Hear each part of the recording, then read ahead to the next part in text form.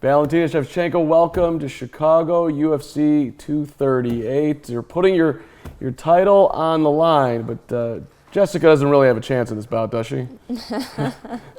I will do everything that make less chances to leave less chances for her. Well, you're a heavy favorite here, but it seems like you're training as if you're facing perhaps the best fighter that you've ever faced. It's what you have to do because fight is fight. You never know what you can face in this moment. So you have to prepare for everything. And if you will finish earlier, it's good. But at least you will be prepared. Yeah. What if anything concerns you the most about fighting Jessica? Much. I have concern to be myself in good shape, good preparation physically, mentally, and this is more important for me than I think about exactly these things more than about her. You guys have been training at the same spot in Las Vegas, is that right? At the same spot, at UFC in Las Vegas, but we have totally different coaches and totally different team. But you've seen her? I saw her, yeah. Do you smile? Do you walk by? Do you shake hands? What goes? You know, for me, there is no problem to say for my opponent hello. And before the fight was announced, we both was like, okay, to say each other hello. But since it was like on the air, you know, about the fight, and she decided to be more ignorant person. And you know, if she thinks it's gonna help her, she's mistaken. So how do you go from like, hey, I can, say hello to you here, but when it's fight night, like how do you flip into that zone? I just for so long in this kind of business. I do martial arts more than 25 years. That's why for me it's to make it switch. It's so easy and natural, so I don't have any problem with this. You started at 5 years old, right? Exactly. How did that come to be? Because of my family. My mom, she's president of Kyrgyzstan Muay Thai Federation. She's Taekwondoist Sordan black belt, and she put me and my older sister Antonina to the martial arts, to the class of our coach Pavel Fedotov, and since then we are like doing all this stuff, and I'm very enjoying every day. And your sister, she's not on camera, but she's with you today, and you guys train all the time. Do you ever get tired of having family around? Never, never. It's, it's the best thing that you can have. It's like extremely support what you can have. And she's every time with me, she's my talisman. Do you guys spar a lot? We do, yes. Yeah. And what's that like?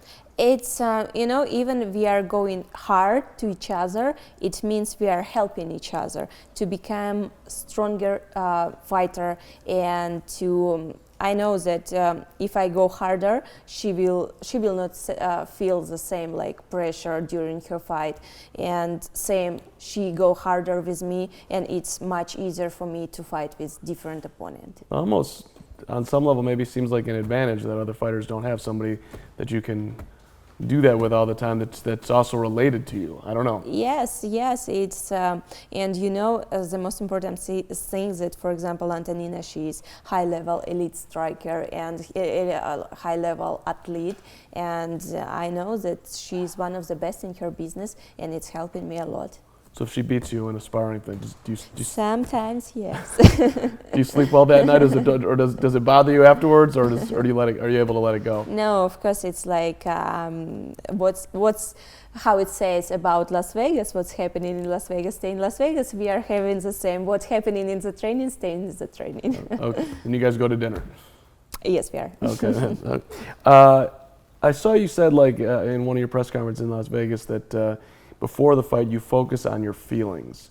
Like, I'm curious. Like, what does that mean for you? Like, are you just taking, like, are you just trying to size up where you're at and then trying to get yourself into the right frame of mind? Like, what do you mean by that? Depends what you heard about feelings. It's more. I can say I just focus on my preparation to feel good for the fight, and I know exactly when it's moment when I'm on top of my power, and I slowly but surely go to this top. Interesting. And is there a moment where okay, now I'm ready, let's go? Yes, this is the moment. Yeah. Your nickname is the Bullet. You're a big gun advocate. Can you explain that a little bit? Like how did that come to be? I received my fighter name Bullet from my coach, from Pavel. When I had my first professional fight, it was I had 12 years old at that time, and since then it's every time with me, and I'm very happy that I have it because it's unique and very matching with me, I think so. And more, I have big passion about shooting sport and gun culture, and my free time we are spending every time on the range shooting and practicing our skills in shooting. How talented are you? What would you say? Pretty good, yeah. Yeah. What's your favorite gun? My favorite gun, I can say it's Glock 19. Even I have tattoo on my body with the Glock. Right. Now, can you hit the bullseye every time? Sorry? Can you hit the bullseye like 9 out of 10? If you're shooting, do you do target practice? You know, it's different because we are not training like Olympic style shooting when you have to be very quiet, just precision. We are training in defensive competition, defensive shooting style. It's more like IPSC, IDPA, tree gun, when you have to move, when you have to change your position, your location. If you have some problem with the gun, you have to be able to fix it, and it's about speed, accuracy, and movement, power, all coming together. It's very good and very active kind of sport. Hunting too, or no? More practicing shooting this kind of competition. I see. Okay. Can you tell what happened?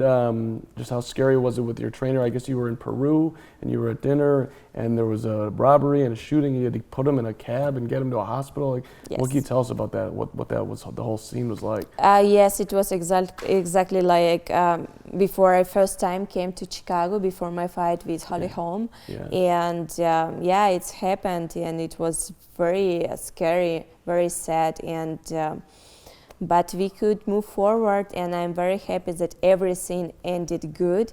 And my coach, he's with me, with us, and he's training us. And this is the best what we can have. Did you at any point think that he wasn't going to make it through the night? You know, at that moment, I was so shocked, and I was so worried that of course, I was like very worried. Yeah. But when like in a few hours after operation, the doctor said that he's stable and he's like will make it good. So I knew that everything. Yeah. I hope that everything is gonna be good. Yeah. Well, thank God it was. Okay, so let's go back to just MMA and the women's side. Specifically, how do you think right now, do you see it evolving? Do you think there's anything that needs to be done to promote you guys more? What would you say? I think everything going great with female MMA because we can see it's a fact that a lot of tournaments and girls fights, they are headliners, and we are speaking about UFC, the biggest MMA organization in the world, and being like headliner in this kind of event, it says everything. So it says about the level of female martial arts. So you feel like you guys are getting the amount of respect that you deserve? Of course, yes. Okay. What does recovery look like for you after a bout? Usually it's free time, traveling somewhere, spending time, like quality time with the family, cooking some food, and just easy, relaxing stuff. But you don't feel like pushed to get back in the octagon as quick as possible? Yes, for sure, but it doesn't mean that you cannot enjoy your like time for 1 week. 1 week. Of course, because more I cannot live without training. Okay, so that's the normal. Yep. Yeah, yeah. What are your plans then? Like, do you look into the future? What do you think you'll do when it's all said and done? For now, I just want to continue my path into martial arts, because for me martial arts it's everything, it's my life. And next, I don't know, I have degree. I finished University of Arts. In my degree, it's a movie director. So I would like to join the world of movies and to try myself over there as well. Go. Yeah. There you go. At what point do you think you started dreaming about being a UFC champion?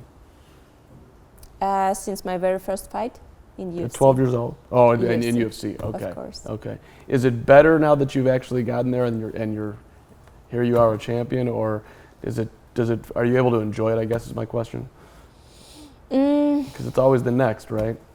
You know, for me, before, when I had my first fight in UFC, I already was 17 times world champion in Right. Muay Thai, K1 and MMA as well. So for me, every time it was the goal to be the best. And that's why when I first fought in UFC, of course I put everything like big on the map, and I wanted to be UFC champion. It took me a little bit longer than I thought, but here I am, and I'm very happy that finally we have weight class, flyweight, Yeah. what is means for me to fight in my natural weight class and be able to show everything without be like worried about fighting someone bigger, heavier than you. So it's amazing, and I just live every second of the day. How did you and Cyborg meet? We trained together a few trainings, and she's a good athlete, very dedicated, and she's training all days long, like few trainings a day, and she's a very good person as well. How did that training come about? Like, how'd you guys? Because you're just mentioning it's great to have your weight class, but here at Cyborg, you guys aren't the same. Like, Yeah, it came like totally natural. Let's train, yeah. What's she like? Like I said, she's very good person. She's very like easy to speak with, and she's very kind, and but in the same time very strong athlete. Valentina, great to see you. You want to give a prediction for the fight? Do what I have to do and finish the fight as soon as I can and be myself, and of course the victory, nothing else. Second round? One round? Let's see. Great to see you, Valentina. Thank you. Thanks.